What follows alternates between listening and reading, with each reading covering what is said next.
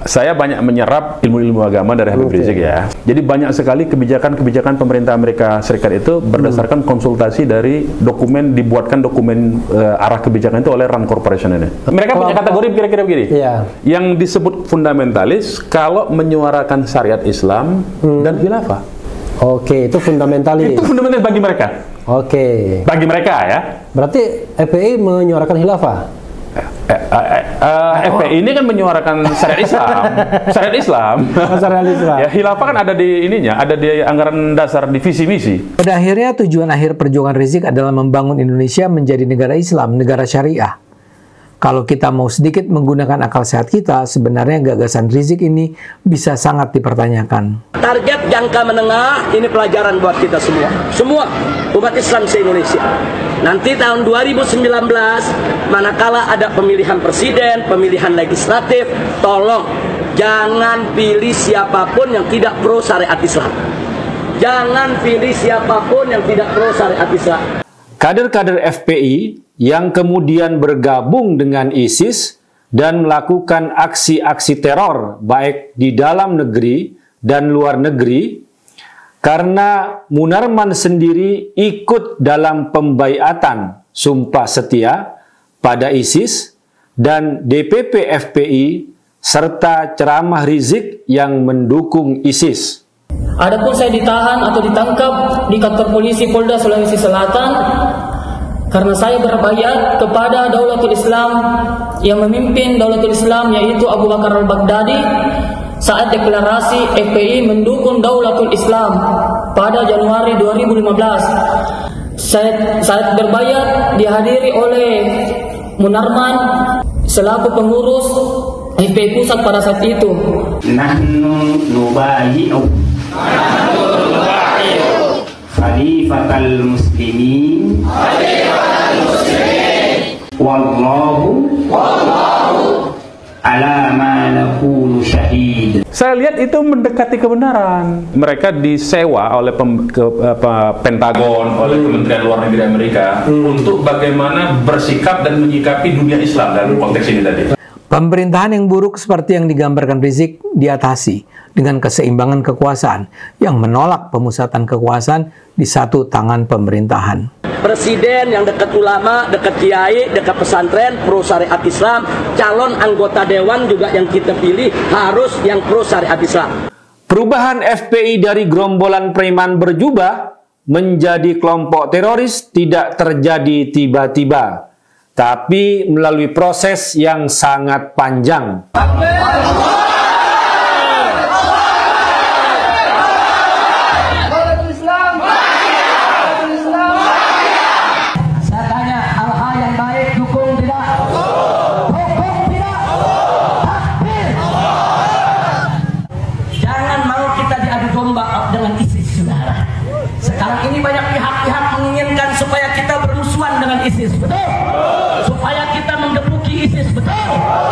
Tidak akan dilakukan oleh FPI, saudara. Saya banyak mencoba itu juga Habib Rizik.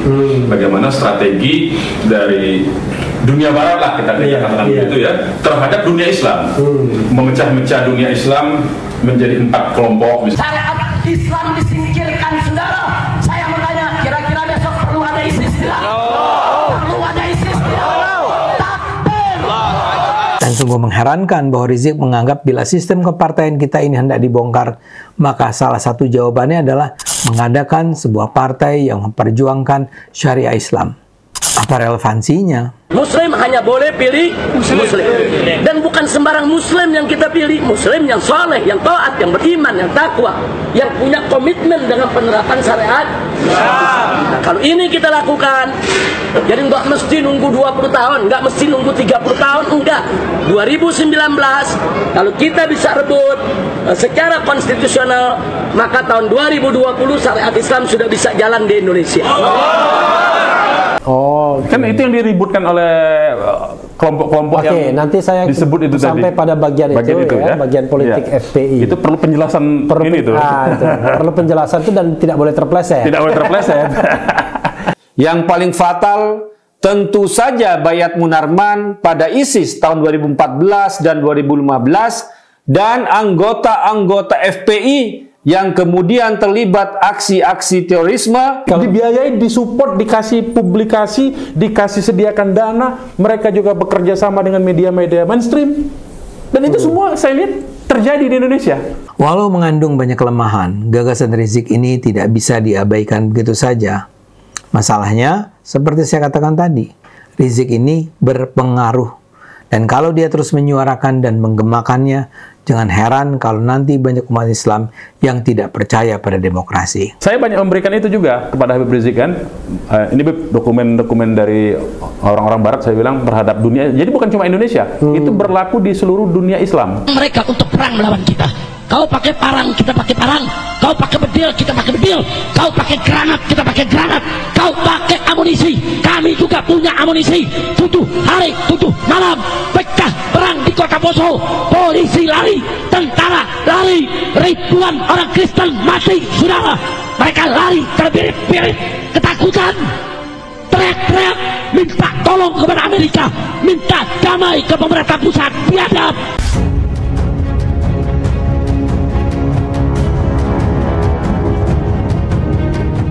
Saya banyak menyerap apa katakanlah ilmu-ilmu agama dari Habib Rizik ya selama. Mulai dari yang sederhana sebetulnya, dari cara memperbaiki sholat. Kita dulu kan sholat aja.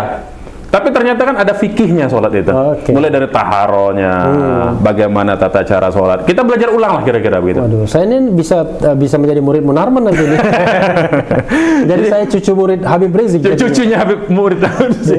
Jadi mulai dari hal-hal ibadah personal sampai pemikiran yang sifatnya perbedaan mazhab. Ya, perbedaan mazhab akidah. Bahkan saya dulu cuma tahunya itu perbedaan mazhab itu mazhab fikih saja, mazhab amalan. Ternyata ada mazhab akidah juga. Nah, itu yang saya banyak belajar. Ya. Jadi gimana bisa belajar? Kan beda sel. Oh, tapi diasimilasi itu ya. Kan ada waktu-waktu kan tidak di dalam ruangannya kita. Tapi bukan di hotel kan? Oh, bukan. Kita full Pak itu Pak. Kita full ya. Iya. Siapa tahu di hotel kan tiba-tiba. Bukan seperti yang lain-lain izin keluar-keluar itu. Pura-pura sakit. Pura-pura sakit, pura-pura kunjungan apa begitu. Kita enggak, kita full di situ ya. Jadi kita saling diskusi dalam waktu-waktu yang kita tidak berada dalam ruangannya, kita diskusi mendalam dan kita saling, kebetulan juga saya banyak mempelajari soal-soal Zionisme. Jadi kalau saya fungsinya memberikan data dan informasi saja. Artinya kan misalnya ada dokumen-dokumen bagaimana misalnya ini ya. Kan saya dari LBH itu sudah mulai mengambil dokumen-dokumen ini karena kita ini haus akan strategi ya. Jadi kita mengambil dokumen-dokumen misalnya yang diproduksi oleh RAND Corporation ya. Misalnya judulnya itu Civil Democratic Islam. Kemudian ada bukan Rans Entertainment bukan Rans Entertainment ya. RAND Corporation kan, ya. RAND Corp ya. RAND Corporation ini. Ini kan satu lembaga yang lembaga konsultan lah katakanlah. Think tanknya US government dia. Jadi banyak sekali kebijakan-kebijakan pemerintah Amerika Serikat itu berdasarkan konsultasi dari dibuatkan dokumen arah kebijakan itu oleh RAND Corporation ini. Nah, jadi saya misalnya ambil contoh dokumen tentang RAND Corporation itu Civil Democratic Islam, kemudian Building Moderate Muslim, ya. Dokumen-dokumen itu kan terbitnya 2003, 2007 ya. Oh, setelah Setelah peristiwa itu sih. Enggak, maksudnya itu dokumen lama atau dokumen baru? Dokumennya terbitnya 2003, ada yang 2003, ada yang 2007, ada yang 2008, dia kan terbit terus tuh. Dan itu kajian tahun itu juga? Kajian tahun itu juga. Jadi dia bukan dokumen yang revealed setelah 30 tahun bukan? Oh, bukan. Itu memang mereka disewa oleh Pentagon, oleh Kementerian Luar Negeri Amerika untuk bagaimana bersikap dan menyikapi dunia Islam dalam konteks ini tadi. Dua dokumen itu ya. Ada juga dokumennya tentang Palestina, bagaimana format Palestina masa depan. Kita sudah tahu sebetulnya apa yang dikatakan oleh Trump sekarang, misalnya pindah ibu kota ke Yerusalem, itu sudah ada di dokumen itu. Jadi artinya itu mereka memang betul-betul melaksanakan itu kan. Nah, saya banyak mencoba itu juga Habib Rizik. Bagaimana strategi dari dunia barat lah kita katakan begitu ya, terhadap dunia Islam, memecah-mecah dunia Islam menjadi 4 kelompok misalnya, kelompok fundamentalis yang harus dimusuhi habis-habisan, harus dikerdilkan, kelompok tradisionalis yang digadang-gadang tapi digunakan bukan untuk bukan untuk diangkat sesungguhnya, tapi digadang-gadang untuk menghantam kelompok yang mereka sebut sebagai fundamentalis. Itu ada dalam hukum itu. Kemudian kelompok modernis yang digadang-gadang untuk nanti jadi pemimpin di dalam setiap negeri-negeri Muslim. Kemudian ada kelompok sekularis yang patut Muslim tapi sekuler, tapi ini pun tetap diwaspadai menurut dokumen. Jadi saya banyak memberikan itu juga kepada Habib Rizik kan.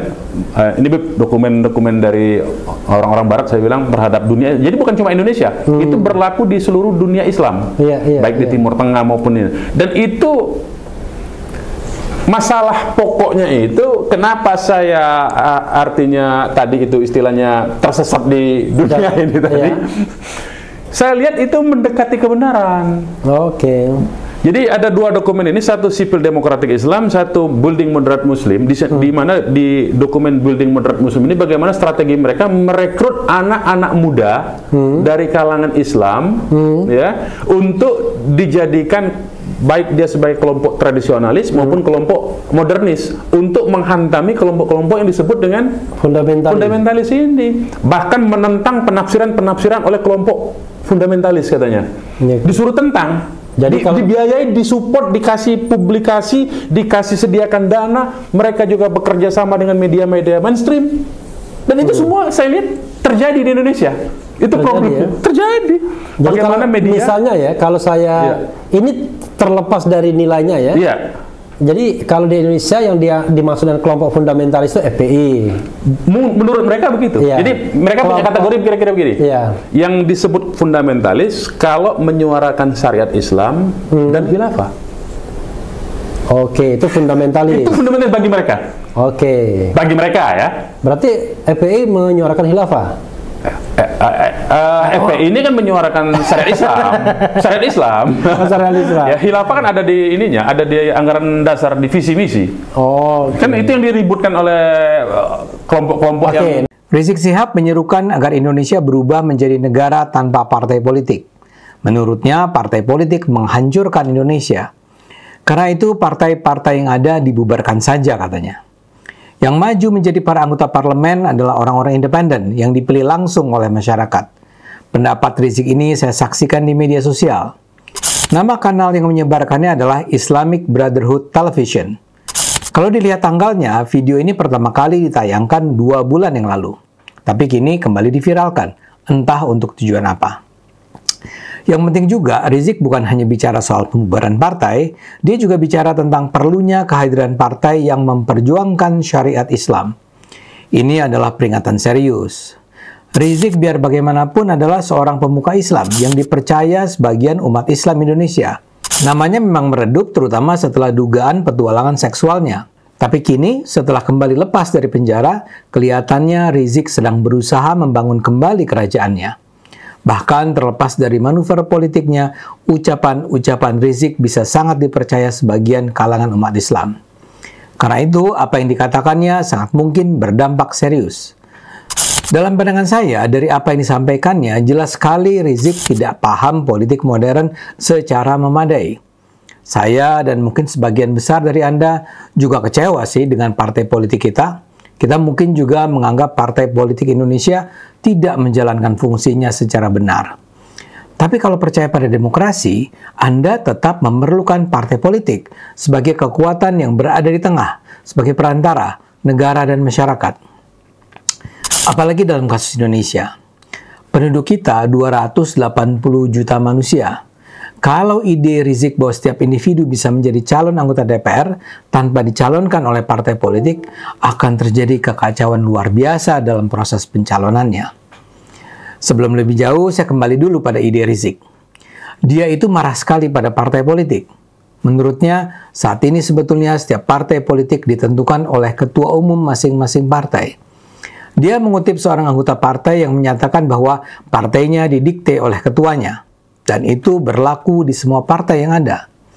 Karena itu para wakil rakyat yang duduk di parlemen sebenarnya tidak memiliki otoritas apa-apa katanya. Mereka hanya menjalankan perintah ketua partai. Karena itu yang menguasai parlemen sebenarnya adalah 9 atau 10 ketua partai. Para pemodal besar yang hendak mengendalikan kelahiran undang-undang yang sejalan dengan kepentingan mereka tinggal menguasai para ketua partai itu. Hancur negara ini, kata Rizik. Ide ini sudah disampaikannya pada para politisi di Indonesia. Jadi menurut dia, Indonesia perlu membangun sistem meritokrasi. Orang yang dipilih menjadi menteri misalnya ditentukan oleh keunggulannya, keberhasilannya, bukan berdasarkan partai dari mana mereka berasal. Saat ini, kata Rizik, yang menentukan siapa yang duduk di pemerintahan, dari menteri sampai bahkan cleaning service adalah partai. Kementerian bahkan dijadikan ATM partai. Karena itu, Indonesia tidak memerlukan partai-partai itu. Indonesia harus menjadi negara tanpa partai, kata Rizik. Andai kata negara tanpa partai saat ini belum bisa dijalankan, paling tidak saat ini kita bisa kerucutkan partai-partai menjadi 2 partai besar. Pertama, partai yang mendukung syariat Islam. Kedua, partai yang tidak mendukung syariat Islam. Saya tidak tahu persis kapan dan di mana dia menyampaikan ceramah itu. Tapi isinya sangat membahayakan. Kalau kita kecewa dengan partai, yang harus dilakukan adalah memperbaiki kualitas partai. Itu yang misalnya berusaha saya lakukan dengan masuk PSI agar bisa masuk parlemen. Saya juga punya sejumlah kenalan yang berpikiran sama. Atau kita bisa terus menyuarakan kritik kita kepada partai-partai yang ada agar mereka memperbaiki diri. Partai politik diperlukan sebagai penghubung antara negara dan rakyat. Memang partai politik seharusnya bukan baru bekerja menjelang pemilu, atau hanya bekerja kalau ada keuntungan yang hendak diperoleh. Parpol, partai politik, seharusnya terus mengamati, mengawasi, mengikuti perkembangan yang berdampak pada kepentingan masyarakat. Partai politik juga seharusnya menjadi tempat di mana masyarakat mengadu. Ketika rakyat marah dengan kebijakan-kebijakan yang ada misalnya, mereka seharusnya bisa bicara dengan partai. Partai seharusnya mendengar dan menyampaikan keluhan itu pada pemerintah. Seharusnya masyarakat tidak perlu hanya unjuk rasa atau langsung mendatangi parlemen untuk menyampaikan aspirasinya. Masyarakat seharusnya bisa mengandalkan partai politik. Partai politik bisa dibilang adalah satu-satunya pihak yang dapat menerjemahkan kepentingan dan aspirasi masyarakat ke dalam legislasi dan kebijakan publik yang mengikat. Karena itu, parpol seharusnya memilih para calon legislatif yang memiliki kemampuan dan integritas untuk mewakili rakyat di DPR. Kalau parpol Indonesia belum menjalankan itu, kita sebagai masyarakat harus mendorongnya menjalankan kewajiban itu, bukan malah membubarkannya seperti diusulkan Rizik. Tapi rekam jejak Rizik selama ini memang membuat saya cukup paham dengan apa yang dia mungkin inginkan. Sejak lama Rizik ini pada dasarnya memang anti demokrasi. Dia tergolong orang yang percaya bahwa demokrasi seperti yang kita terapkan sekarang tidak sejalan dengan perintah Tuhan. Karena itu dia harus berusaha mendorong para pengikutnya untuk tidak percaya pada demokrasi. Nah, untuk membuktikan bahwa demokrasi adalah sistem politik yang salah, dia menggunakan kebobrokan partai politik sebagai alasan. Kalau partai politik bisa diperlemah, dia bisa mendesakkan gagasan tentang partai politik yang memperjuangkan syariah. Pada akhirnya, tujuan akhir perjuangan Rizik adalah membangun Indonesia menjadi negara Islam, negara syariah. Kalau kita mau sedikit menggunakan akal sehat kita, sebenarnya gagasan Rizik ini bisa sangat dipertanyakan. Misalnya saja soal apa yang disebut sebagai meritokrasi tadi. Saat ini, para menteri dipilih oleh presiden, bukan oleh partai politik. Memang presiden akan mendengarkan masukan partai politik pendukungnya, tapi tidak ada kewajiban bagi dirinya untuk mengikuti perintah ketua umum partai manapun, termasuk partai dari mana ia berasal. Bahkan seorang presiden yang kuat bisa menentukan sendiri sepenuhnya dengan memilih orang-orang terbaik dalam jajaran kabinet yang hendak ia bangun. Tentu saja pengalaman Indonesia saat ini masih menunjukkan bagaimana partai-partai politik tertentu bisa sedemikian kuat menguasai kabinet tertentu. Tapi itu tidak harus dengan sendirinya terjadi karena kita mengadopsi sistem multipartai. Di banyak negara barat yang menerapkan sistem multipartai, korupsi bisa mereka tekan dan tidak tunduk pada kepentingan partai-partai berkuasa. Yang diperlukan adalah kekuatan masyarakat sipil untuk mendorong lahirnya sistem politik yang transparan dan akuntabel. Korupsi diperangi dengan sistem pengawasan dan hukum yang kuat. Bila ada sebuah kabinet yang bahkan satpamnya ditentukan oleh sebuah partai politik tertentu, fenomena itu akan diangkat masyarakat, disampaikan pada partai yang pada gilirannya akan mempersoalkan kecurangan itu baik di gedung parlemen, kepada masyarakat, atau kepada pemerintah yang berkuasa. Pemerintahan yang buruk seperti yang digambarkan Rizik diatasi dengan keseimbangan kekuasaan yang menolak pemusatan kekuasaan di satu tangan pemerintahan.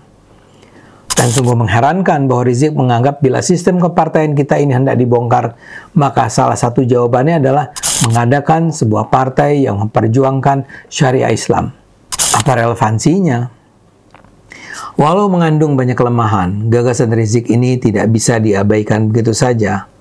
Masalahnya, seperti saya katakan tadi, Rizik ini berpengaruh. Dan kalau dia terus menyuarakan dan menggemakannya, jangan heran kalau nanti banyak umat Islam yang tidak percaya pada demokrasi.